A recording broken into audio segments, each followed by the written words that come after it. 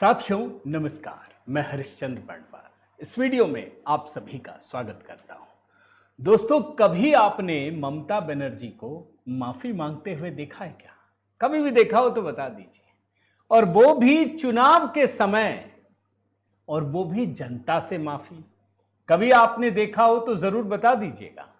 लेकिन ऐसा हुआ है दोस्तों, पश्चिम बंगाल में हुआ है, और माफी भी किससे मांग रहे हैं यह भी जानना बड़ा जरूरी है। गुजराती समाज से माफी मांग रहे हैं। अब ऐसा क्यों हो गया? अब यहीं पर पूरी बंगाल की कहानी छिपी हुई है दोस्तों। ममता बनर्जी को यह एहसास हो गया है कि पश्चिम बंगाल में टीएमसी न केवल चुनाव हार रही है, बल्कि खुद ममता बनर्जी अपना चुनाव भी हार रही हैं। ये जो बंगाल का चुनाव है ना दोस्तों, ये दरअसल दिल्ली वाला मॉडल हो गया है। आपने देख ही लिया दिल्ली में क्या हुआ है। अब आप बंगाल में देखेंगे, पिछले साल जो कुछ दिल्ली में हुआ अब आपको बंगाल में नजर आएगा। जैसे वहां अरविंद केजरीवाल और बड़े बड़े मंत्री हार गए, यहां भी आपको दिखेगा कि खुद ममता बनर्जी भी हारने वाली हैं, और सबसे बड़ी बात कि उनको एहसास भी हो गया है। अब कैसे अमित शाह को छेड़ना भारी पड़ गया, ये मैं आपको दिखाऊंगा। और इसके अलावा दोस्तों, आपको सुप्रीम कोर्ट की भी कहानी दिखाऊंगा। सुप्रीम कोर्ट में तृणमूल कांग्रेस कल फिर पहुंच गई। ये रोज रोज पहुंच रहे हैं कहीं ना कहीं, कभी चुनाव आयोग, कभी हाई कोर्ट, कभी सुप्रीम कोर्ट। सुप्रीम कोर्ट को गुस्सा आ गया दोस्तों। कितना गुस्सा आया, क्या गुस्सा आया, कैसे फटकार लगाई और क्या कहा है, आज की कहानी में इसको भी डिकोड करने जा रहा हूं। आपसे निवेदन करता हूं दोस्तों, जरूर कमेंट कीजिएगा। एक कमेंट जय श्री राम यही लिख दीजिएगा, बंगाल की कहानी अधिक से अधिक लोगों तक पहुंच पाए। और हां दोस्तों, इसको लाइक शेयर जरूर कर दीजिएगा। मेरे पास बहुत सारे आपके मैसेजेस आते हैं कि आप कुछ कहना चाहते हैं या जुड़ना चाहते हैं, तो मेरा व्हाट्सएप नंबर स्क्रीन पर है दोस्तों। अगर आप मेरे व्हाट्सएप ग्रुप से जुड़ना चाहें, मैसेज कर दीजिएगा। और HB शॉर्ट्स में देखिएगा, कल रात को एक कहानी पब्लिश की है कि कैसे हमने ईरान से भी बड़ा एक धमाका AI ने किया है। आज भी एक बड़ी कहानी करने वाला हूं, तो देख लीजिएगा। आइए शुरू करते हैं पश्चिम बंगाल की कहानी दोस्तों। पहले आपको यह समझाता हूं कि ममता बनर्जी ने माफी क्यों मांगी, और उसके लिए आपको एक आर्टिकल दिखाता हूं, जरा ये देख लीजिए। ममता बनर्जी की बेहद करीबी और घोर विवादास्पद सांसद महुआ मोइत्रा हैं दोस्तों। जब भी बोलती हैं कुछ ना कुछ विवाद जरूर खड़ा करती हैं। अब देखिए अभी हाल में क्या हुआ। 28 मार्च की बात है दोस्तों, शुक्रवार को उन्होंने एक प्रेस कॉन्फ्रेंस किया। अब उनका निशाने पे कौन था? तो अमित शाह थे। चलिए, अमित शाह पे आप आलोचना कीजिए, कोई बुराई नहीं है। आप नरेंद्र मोदी की आलोचना कीजिए, कोई बात नहीं, राजनीति ये चलता है। लेकिन इन्होंने जानते हैं क्या किया? पूरे के पूरे गुजराती समुदाय को इस विवाद में घसीट लिया। जानते हैं क्या कहा महुआ मोइत्रा ने? सुनना चाहिए। उन्होंने कहा, मैं कोट अनकोट में पढ़ता हूं, बंगाली बहुत गर्वशील जाति है। हम भी मानते हैं, मोदी जी भी मानते होंगे। हमने ब्रिटिश के खिलाफ स्वतंत्रता की लड़ाई का नेतृत्व किया। जरूर किया भाई, सुभाष चंद्र बोस को सबसे अधिक सम्मान तो मोदी जी ने दिया। गुजराती कौन थे? इसके बाद कह रही हैं गुजराती कौन थे। ये कह रही हैं कि जो ब्रिटिश सरकार ने काले पानी की सजा दी उसमें अधिकतर बंगाली थे, गुजरात से कोई नहीं गया। कोई गुजराती का नाम बता दीजिए जो वहां था, कोई हीरो था। अब आप सोचिए, ये बोलते तो हैं लेकिन जरा सी भी शर्म नहीं है। क्या महात्मा गांधी कौन थे? अगर गुजरात की ही बात समझनी हो, कौन थे महात्मा गांधी? कौन थे सरदार वल्लभ भाई पटेल? और ये नाम भी बताना कि ये गुजराती थे, ये भी शर्मनाक है।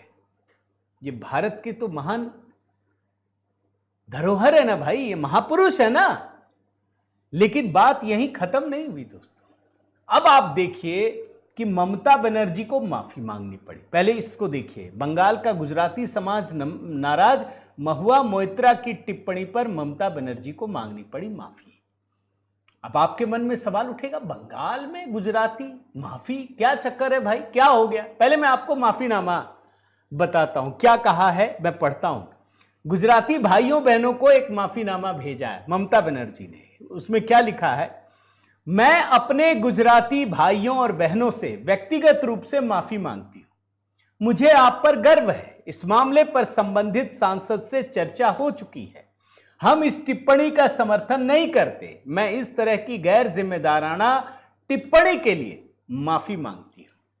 अच्छा, इसकी जानकारी किसने दी कि ममता बनर्जी ने माफी मांगी है, वो भी मैं बताता हूं। भवानीपुर में तृणमूल कांग्रेस के सांसद हैं 70 नंबर वार्ड पे असीम बसु। उन्होंने बाकायदा एक संदेश जारी किया है जिसमें यह कहा है कि ममता बनर्जी महुआ की टिप्पणी से नाराज हैं। उन्होंने बिना पार्टी की अनुमति लिए यह टिप्पणी की थी और सांसद की टिप्पणी के लिए ममता बनर्जी माफी मांगती हैं। और जो ये पोस्ट किया गया ना, आपको बताऊं, ये अंग्रेजी और गुजराती के अलावा हिंदी में भी किया, गुजराती में भी किया है ना कमाल का दोस्तों, कि ममता बनर्जी माफी मांग रही हैं। अब ये वजह क्या है, मैं आपको एक और चीज दिखाता हूं, बड़ा इंटरेस्टिंग है, आप हैरान हो जाएंगे, ऐसा कभी दिखा नहीं। ये एहसास क्यों हो रहा है ये मैं बता रहा हूं। ये देखिए, ये पोस्टर ये गुजराती में है। कहां लगाया गया जानते हैं? भवानीपुर में। क्यों लगाया गया ये भी आप समझ लीजिए। भवानीपुर में गुजरातियों की संख्या अच्छी खासी है। वार्ड नंबर जो 70 है ना दोस्तों, वहां गुजराती समुदाय की आबादी सबसे अधिक है और तृणमूल कांग्रेस इस वार्ड में पिछड़ चुकी है। इस बार तो ममता बनर्जी को एक एक वोट के, जैसे कहते ना, टोटे पड़ रहे हैं भैया, एक एक वोट गिनती चल रही है। अब पूरा का पूरा गुजराती समुदाय अगर नाराज हो जाए तो क्या होगा। अब ये समुदाय क्यों एक एक वोट के लाले पड़ रहे हैं, जरा उसको समझाने के लिए मैं आपको एक जानकारी देता हूं। ये जो भवानीपुर सीट है ना दोस्तों, इस सीट के बारे में आपको बताता हूं। इस सीट में जो हिंदू मतदाता हैं वो 76% है, मुस्लिम मतदाता 24% है। अच्छा, मुसलमान वोट तो उधर जाएंगे ही, भाजपा को तो कुछ नहीं मिलेगा, ये आप जानते हैं, शुभेंदु अधिकारी खड़े हैं। लेकिन हिंदू आबादी में एक बहुत बड़ी आबादी भाजपा में शिफ्ट हो चुकी है, एक छोटी आबादी अभी भी वहां चिपकी हुई है। चलिए, ममता है तो थोड़ी ज्यादा होगी। अब इस हिंदू मतदाता को भी दो भागों में बांटिए। जो बंगाली बोलने वाले लोग हैं उनकी संख्या 42% है और जो गैर बंगाली हिंदू हैं वो 34% है। आप समझ रहे हैं? और जो पैटर्न है ना दोस्तों, जिस तरीके से ये लोग काम करते हैं ना, जितने भी गैर बंगाली हैं वो सब के सब भाजपा में हैं अधिकांश, और इधर मुस्लिम वोट इधर है, बाकी बच गए हिंदू बांग्ला बोलने वाले। तो इस बार तो शुभेंदु अधिकारी खुद खड़े हैं, इसीलिए ममता बनर्जी को डर लग रहा है। अच्छा, यहां एक और फैक्टर बताता हूं जो बंगाली हिंदू हैं उसके बारे में। इस बार यहां कायस्थ फैक्टर भी काम कर रहा है, नितिन नबीन का। अभी आपने देखा था ना कि बिहार के नितिन नबीन को भारतीय जनता पार्टी का राष्ट्रीय अध्यक्ष बना दिया गया। लोगों को समझ में नहीं आया, ये कायस्थ है। और कायस्थ वोट बंगाल में सबसे ज्यादा प्रभावशाली हैं। अब जानते हैं, भवानीपुर में अगर मुसलमानों की संख्या 24.5% है तो कायस्थ की संख्या 26.2% है। फिर इसमें गुजराती हैं, मारवाड़ी हैं, तमाम लोग हैं। यानी भवानीपुर का दोस्तों मामला बुरी तरह से फंस गया। मैं सिर्फ भवानीपुर की कहानी बता रहा हूं, आप समझ लीजिए भारतीय जनता पार्टी ने कैसा चक्रव्यूह रचा है। अभी अमित शाह को गरिया रहे थे ना, माफी मांगनी पड़ी है। अच्छा, मैं भवानीपुर का पिछले 7 चुनावों का देख रहा था दोस्तों, 5 बार तो कांटे की टक्कर लगी है। जैसे आप 2011 टीएमसी 50,000 वोटों से जीती, 2014 का लोकसभा चुनाव भाजपा जीती थी इस इलाके से 185 वोट से। फिर विधानसभा 2016 टीएमसी 25,000 वोटों से जीती। फिर आया लोकसभा 2019, टीएमसी की जीत सिर्फ 3,168 वोट से। फिर आया विधानसभा 2021, टीएमसी की जीत हुई 28,719 वोट से। लेकिन ममता हार गई थी नंदीग्राम में, तो यहां चुनाव फिर लड़ी 2022 में। इस बार 58,832 वोट से जीती, लेकिन लोकसभा में फिर घटकर 8,297 वोट हो गया। यानी कांटे का टक्कर तो है ही। अच्छा, लास्ट मान लीजिए, लास्ट को ले लीजिए, 58,832 वोट से ममता जीतती है। किससे? भाई कोई भाजपा का बहुत कद्दावर नेता तो नहीं था इस बार, जैसे शुभेंदु अधिकारी। आप जानते हैं स्पेशल इंटेंसिव रिवीजन में सिर्फ इस बार की बात कह रहा हूं जो पहले चरण का आया, 47,000 नाम कट गए हैं। और अभी जो परिस्थिति बन रही है ना 60 लाख में, इसमें भी 10,000 नाम जाएंगे। यानी जितने मार्जिन से वो जीती वो तो निकल गए सर में। अब ममता को लग रहा है कि भाई हमारे ही लोग गए। तो अब आप समझिए कि स्थिति बंगाल की क्या है। तो ये भवानीपुर का कैलकुलेशन है दोस्तों। लेकिन अगर पूरे पश्चिम बंगाल की देखें, मैं सुप्रीम कोर्ट में भी आऊंगा, तो आपको समझ में आएगा कि जो विधानसभा चुनाव है 2021 का, उसमें टीएमसी को 48% वोट मिला और भाजपा को 38.1%। लेकिन जानते हैं 77 सीट तो भाजपा जीती, लेकिन 38 सीट सिर्फ 5% के मार्जिन से हारी और 75 सीट 10% के मार्जिन से। और अगर सिर्फ 5% वोट बढ़ गए ना, 10% तो सर में कट गए, 5% अगर बढ़ गए दोस्तों, तो भाजपा कम से कम 150 से ऊपर सीटें पाएंगी। यानी पूरे बंगाल का भी गणित है। और इसीलिए टीएमसी बुरी तरह से बौखलाई हुई है। मैं सुप्रीम कोर्ट में आऊं, एक और छोटी चीज दे दूं जानकारी। महुआ मोइत्रा चुनाव आयोग के खिलाफ कुछ कुछ कह रही है कि चुनाव आयोग ये कर रहा है, वो कर रहा है। चुनाव आयोग ने इन पर भी कार्रवाई की है, जैसे गुजराती समुदाय के नाम पे फंसाया, यहां पर भी कार्रवाई की। सोशल मीडिया पोस्ट करके ये कहा कि इन्होंने बाकायदा मिसलीडिंग बात कही है। देख लीजिए।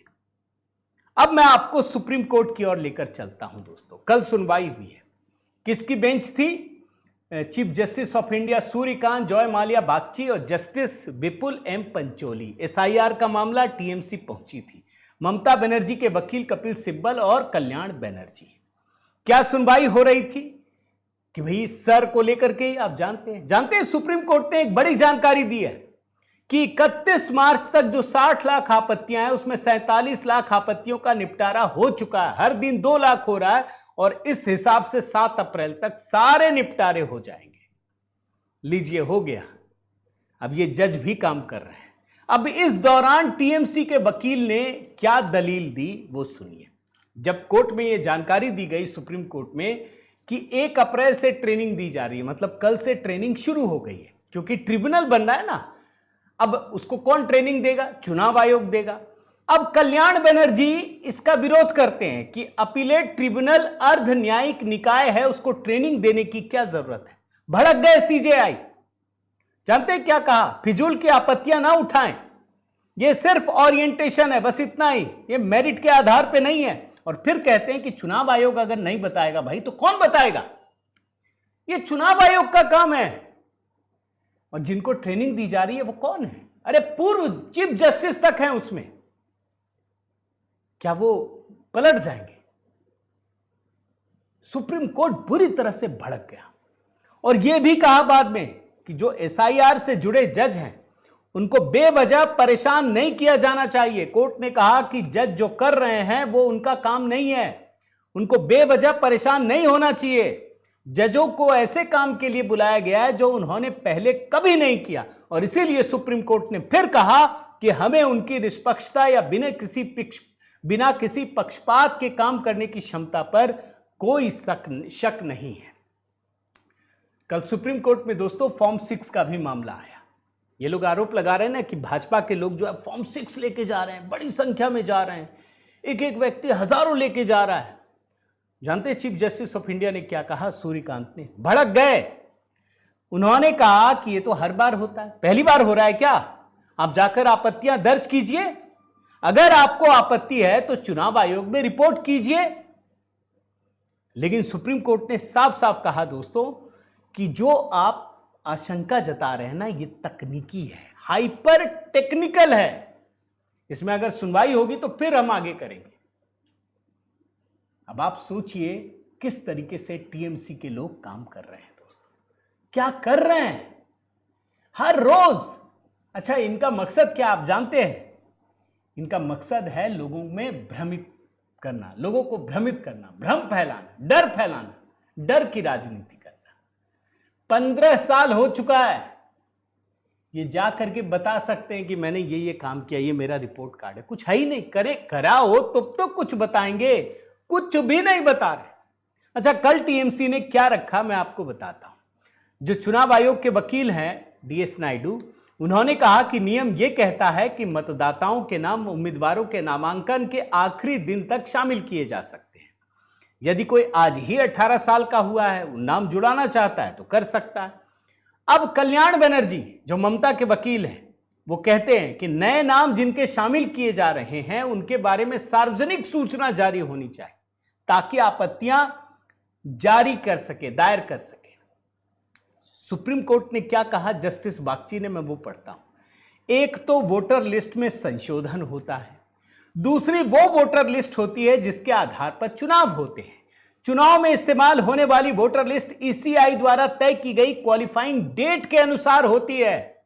इसलिए अगर किसी को शामिल कर भी देंगे तो उसको वोट देने का अधिकार उससे नहीं मिलता है, उसका एक नियम है। लेकिन कहते हैं ना कि सिर्फ गलतफहमी फैलानी है, झूठे वीडियो बनाने हैं। और सुप्रीम कोर्ट ने एक और बात कही है दोस्तों कि हो सकता है इस बार सर में आपका नाम हट जाए। तो इसका मतलब यह नहीं है कि हमेशा के लिए आपका अधिकार खत्म हो जाएगा। आप अपील कीजिए, अगर अपील में आप सिद्ध हो गए, साबित कर दिया आपने, तो आपको आगे वोट देने का अधिकार मिलेगा। मान लीजिए अभी आपने दे दिया और बाद में पता चला आपने गलत तरीके से दिया, तो फिर बाद में आपके लिए भी नियम बदलेगा। तो यह सुप्रीम कोर्ट ने खुलकर कहा दोस्तों। यह तो सुप्रीम कोर्ट का मामला हुआ। ममता ने उधर माफी मांगी, चुनाव आयोग की कार्रवाई, फिर ये। अब मैं आपको चुनाव आयोग का एक और मामला बताता हूं। आप जानते हैं अभी 31 मार्च को दोस्तों चुनाव आयोग के दफ्तर के बाहर, कोलकाता की बात बता रहा हूं, भाजपा के लोग गए होंगे, अब टीएमसी के लोग वहां जाके धक्का मुक्की करने लगे। चुनाव आयोग ने टीएमसी को एकदम दो टूक कह दिया, कोई गुंडागर्दी बर्दाश्त नहीं होगी, इस बार करेंगे तो उस पर कार्रवाई होगी। हर हाल में पश्चिम बंगाल में निष्पक्ष चुनाव कराना हमारी जिम्मेदारी है और हम करा करके रहेंगे। और आपको मैं दिखाता हूं दोस्तों चुनाव आयोग किस तरीके से कार्रवाई कर रहा है। नदिया जिले के राणा घाट में प्रशिक्षण के दौरान एक कर्मी को पीटने का मामला है। अब जानते हैं बीडीओ जिनका नाम है सायंतन भट्टाचार्य, उनको निलंबित कर दिया गया है। पहले इनसे कहा गया कि आप भेजिए जवाब, आपके खिलाफ कार्रवाई क्यों ना की जाए। फिर इनका जवाब संतोषजनक नहीं रहा, इनको निलंबित कर दिया गया। और ममता बनर्जी के डर का आलम क्या है दोस्तों, आपको एक खबर दिखाता हूं, उससे आपको समझ में आ जाएगा और कैसे लोगों को डरा रही है। पता अपने तृणमूल कांग्रेस के जो नेता उनको क्या कह रही हैं कि भैया यहां सब बदल गया, अधिकारी बदल गए, अब वो बहुत अच्छे से देखेंगे, जैसे ही मौका मिलेगा हो सकता है कि आपने जो नामांकन भरा है ना, आपको खारिज कर दे। अब एक बात बताइए दोस्तों, ये तो सदा सर्वदा का नियम है, ये तो यूनिवर्सल ट्रूथ है कि अगर किसी ने नामांकन भरा, अगर उसमें कुछ गड़बड़ी है तो वो तो खारिज होगा ही। ये तो नियम ही है, ये तो देखना ही चाहिए। अगर जीत भी गए उसके बाद भी गलत है तो भी आपकी सदस्यता चली जाती है। लेकिन डरा रही है कि आपका बड़ा अच्छे से देखेंगे। अरे किसी का खराब से भी देखा तो आप बाद में जाके देख लीजिएगा। मैं सिर्फ आपको यह दिखा रहा हूं कि ममता बनर्जी या तृणमूल कांग्रेस को किस प्रकार से यह एहसास हो गया है कि वो हार रहे हैं। अच्छा, हार का एक और कारण बता दूं दोस्तों, कल ही की खबर है, बंगाल में जो ओवैसी साहब हैं और हुमायूं कबीर, इन दोनों की पहली रैली हुई है और पहली रैली में ही इन्होंने गजब का बाउंसर फेंका है। जानते हो ओवैसी ने क्या कहा है? बड़ी अच्छी हेडलाइन थी। ये कहते हैं कि बंगाल के मुसलमानों का इस्तेमाल सत्ता की कुर्सी तक पहुंचने के लिए वोटिंग मशीन की तरह इस्तेमाल होता है, कुछ मिलता नहीं है। अब जो है बंगाल का मुसलमान डरेगा नहीं, डर के नहीं करेगा वोट। अब बंगाल का मुसलमान खुद खड़ा होगा, खुद अपने लिए वोट करेगा। और आप जानते हैं ओवैसी और जो हुमायूं कबीर आपस में जुड़े हैं दोस्तों, ममता बनर्जी और तृणमूल कांग्रेस की सांसें फूली हुई है। उनको डर है कि अगर मुसलमान का एक छोटा सा तबका भी खिसक गया, साफ हो जाएंगे, बंगाल की राजनीति से साफ हो जाएंगे। इस बात को आप समझ लीजिए। ये साफ कहते हैं कि इस बार हमको किसी को जिताना नहीं है, सिर्फ सीट नहीं जीतना है, बल्कि सत्ता की चाबी रखनी है हमें। और ये बड़ी खबर इसलिए है दोस्तों क्योंकि ये 180 विधानसभा में लड़ रहे हैं चुनाव, ध्यान रखिए। और इतना ही नहीं, ये 20 संयुक्त रैली करने वाले हैं। ये पहली रैली थी कल, भारी भीड़। कोई बता रहा था उसी इलाके में अभिषेक बनर्जी की भीड़ रैली में चंद हजार लोग आए थे, इसमें लाखों लोग पहुंच गए। तो ये है दोस्तों पश्चिम बंगाल की कहानी। चुनाव तो हो ही रहा है, हर तरह के लोग सियासत में भी जुटे हैं, लेकिन जो कल ममता बनर्जी ने माफी मांगी है वो एक बड़ी खबर है। ये इशारा करता है कि पश्चिम बंगाल की राजनीति किस करवट बैठ रही है। आपकी क्या राय है पश्चिम बंगाल को लेकर, जरूर बताइएगा। आप क्या सोचते हैं, कौन जीत रहा है, कौन हार रहा है, किसका पलड़ा कहाँ भारी है, ज़रूर कमेंट में लिखिएगा, मैं देखूंगा। दोस्तों आपसे निवेदन करता हूँ, इस वीडियो को अधिक से अधिक लाइक कीजिए, शेयर कीजिए। चैनल अगर आपने सब्सक्राइब नहीं किया है तो ज़रूर कीजिए। यूट्यूब में दोस्तों एक ऑप्शन होता है मेंबरशिप का, अगर आप मुझसे जुड़ना चाहते हैं, सहयोग करना चाहते हैं तो ज़रूर उस बटन को क्लिक कीजिए। और हाँ, HB शॉर्ट्स, वहाँ जो बाकी बची हुई खबरें हैं वो सिर्फ 2 से 5 मिनट के अंदर आपको दिखाता हूँ, देखिएगा, बड़ी इंटरेस्टिंग खबरें हैं। बहुत बहुत धन्यवाद। जय सिया राम।